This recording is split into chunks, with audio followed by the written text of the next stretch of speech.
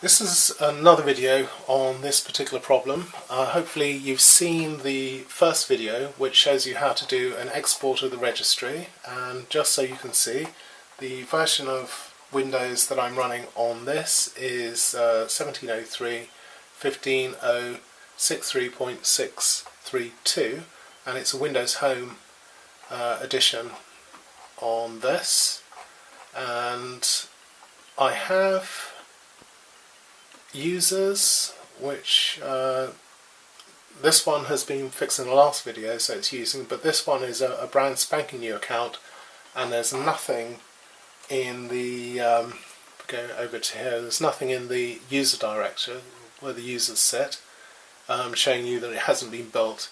Now the problem that this is all caused by a faulty default profile, and this is a workaround that you can use. So at this moment in time we're going to start up a CMD session. So I'm going to, in fact I'm not going to do that, I'm going to create a new shortcut for CMD. So CMD, and it's as simple as that, just so that's my command session, and I want to if I right click that, I get this where I can run as administrator, but I want to run as a specific user. So the first thing I do is hold down the shift key and right click again, and I can run as a different user. And I'm going to run as that new account 2. So let's put in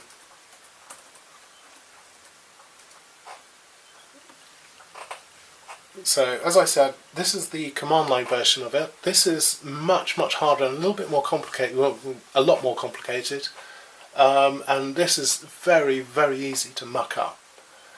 So I would thoroughly avoid this unless you know what you're doing and really have a grasp of what I'm doing on this.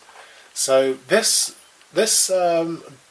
command session is being run as the new user, the new account user. So I'm going to go across to this side, and we should see the new account has now been copied in. Okay, so I've created that user, the instance has been created, has been copied across, and on this side what I'm going to do is I'm going to right click this and run as administrator. And this is quite important. Although I'm logged on as an administrator, I still have to run the command session as administrator, otherwise I'd be just a user, even though I'm an administrator. So if that makes sense. So I'm going to start that, and I'm going to hold down the Windows key, left button, and that just makes it rather nice. So let's just look at that. So if I want to see who the user is on this side, I can do echo %username %, and that will give me my username. Now I logged on as demo admin, but that's the actual real name of the account. I changed it later, but it still holds the original name. So on this side is the new user, and if I do echo %,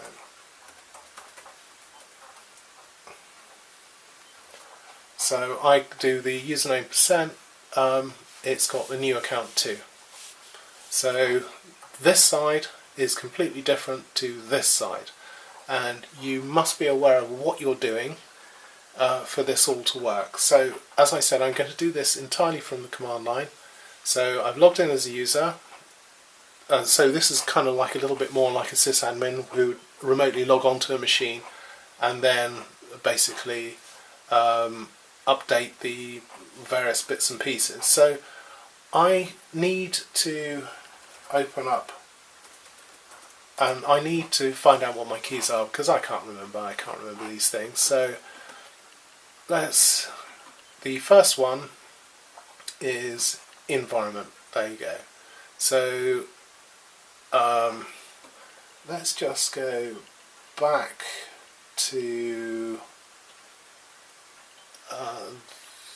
I'll just open up Now, if you were watching my previous video, you'll know that in the reg info I copied these keys into here, and if I open that with, say for instance, Notepad, there's a key name. This is basically the format of the file that you would expect.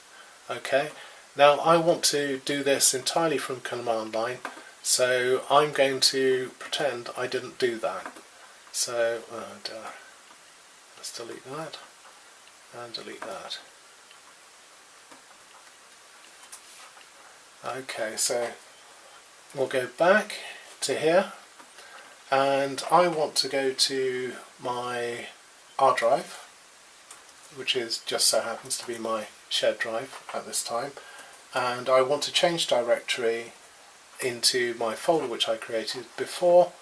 If you didn't have that folder, you can do MD to make directory and put the name in, and then CD whatever the name is to go into that direction, but it's just convenient for me to have that location. So the first location is this HKey current user environment. So I want to go to edit, and I want to copy the key name, and I want to do a reg. You don't need to do this every time, you would only need to do this once, and but you know, I'm doing it from almost like first principles. So reg export, then I want to Control V puts that, so I want to export that to, and dot backslash, and we'll call it reg environ man.reg. You don't need to have a .reg on the end, but it's good practice to have the bits and pieces the way you expect. So I'm logged in as administrator, or this session as administrator, so that would be fine. So it's telling me it completed successfully, and I want to do the same thing again. So I don't know why I'm doing it that way. It would be quicker just to type it. So reg export, but this time I want to pick up the other reg location, which was under HKey current user, software, Microsoft, Windows, current version, Explorer, and user shell folders. So that's the location I want. So edit, export key name. I just grabs that copy. I mean, you could in theory just do this, right click and copy, but let's put that in. Now I need quotations around this because it's got spaces, so I should have thought of that before I did that.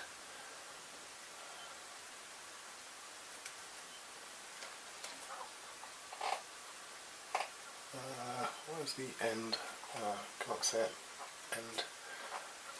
And so I'm going to export that, and I want to put that into, what shall we call it? We'll call it reg user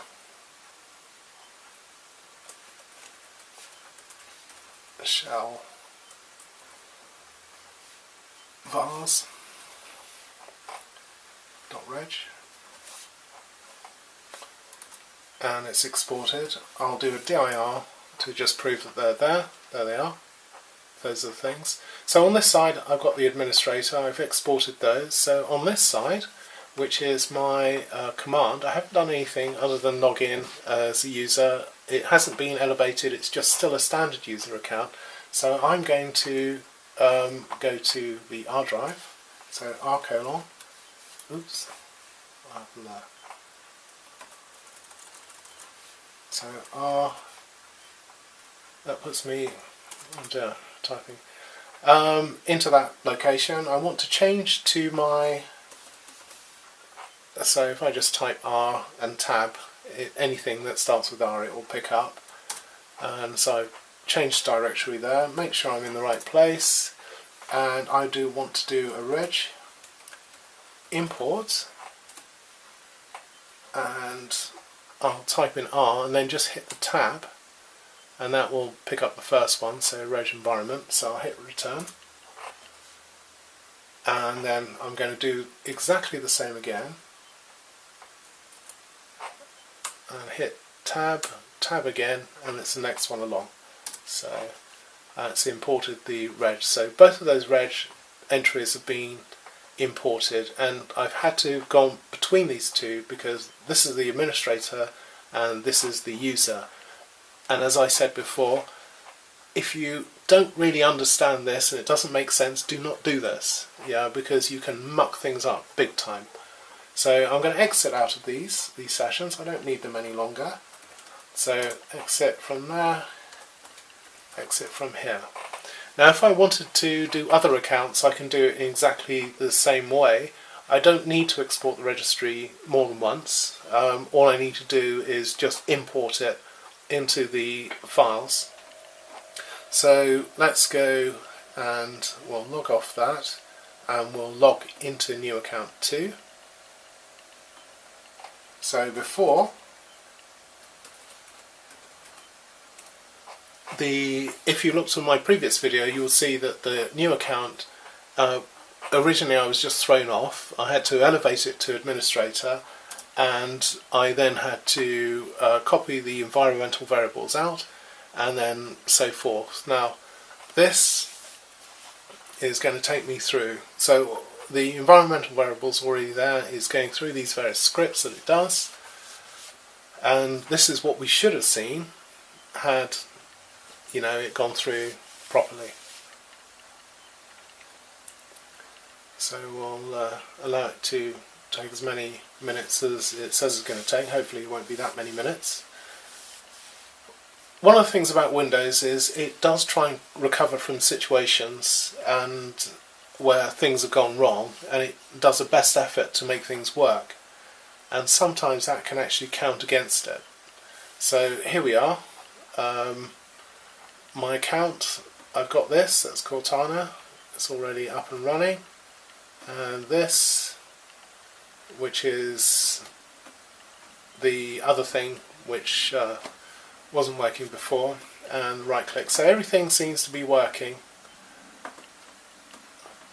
but one of the things I did notice is that when I try, come on, double click this, so Cortana's plaguing me with bits and pieces. Don't import anything. Next.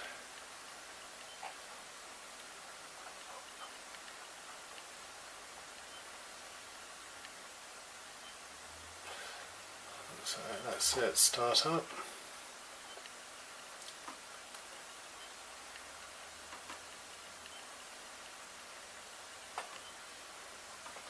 Don't want to do that. That's my ASUS startup stuff, which I'm not interested in. So let's close the tabs. Let's reopen that. Hopefully it'll be quicker this time. Now that it's done, it's going to ask me to my default browser, and it's not happy because it wants Microsoft Edge to be my default browser. So I'm going to change that. So by app,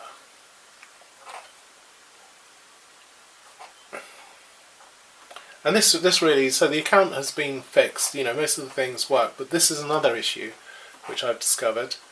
So choose defaults for this program. I wanted all of those defaults. I want to save that. And just to make sure, I'm going to go set this program as default. Okay, so I should have this as a default. So my web browser, it's there as a default, but I've only got those there. So let's shut that down and I want to just restart this, so I'm going to sign out.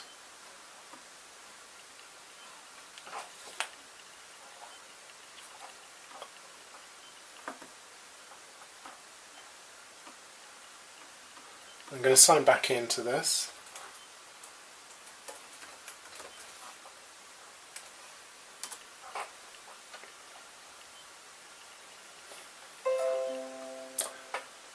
And you get this issue where it seems to be resetting all sorts of things, as though something has been missing with the extensions, the associations.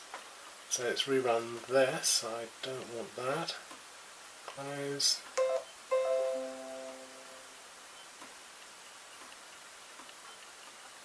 And if I rerun this,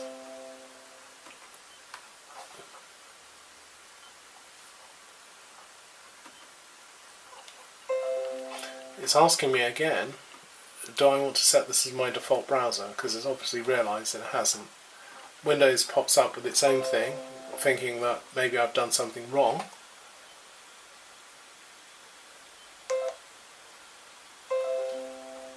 So there is something else going on here that I'm clearly missing.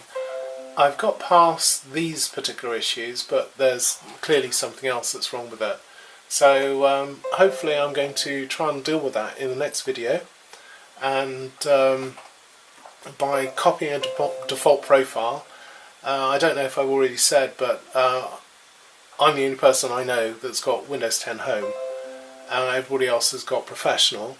And of those people who do have Windows 10, most of them did an update from either Windows 7 or Windows 8, and they all appear to have this same problem, a corrupt profile. In fact, some people have got it a lot worse than this, that it just won't even entertain trying to log in. It just says the user service has failed to load. So whatever it is quite a big disaster. So let's shut that down and let's try and reopen that and see if we can get this to, so you can see now I've got other users on this which happened before this error, and I don't get this problem. I don't have this problem at all. So it's only the later accounts that I've created that seem to have this issue. So I shall have to try and work out, or maybe you know what the answer is, other than having to reinstall the entire system. So let's just log out of that, and we'll log back in as the demo admin. So I'll sign out of this. So hopefully the command line stuff should be fairly obvious from what I did. It's quite simple to do. I've just registry exported those particular keys that were faulty and imported those into the new profile before I launched the profile. So the previous one was to highlight what was actually wrong with it and why it didn't work, which was those particular keys, and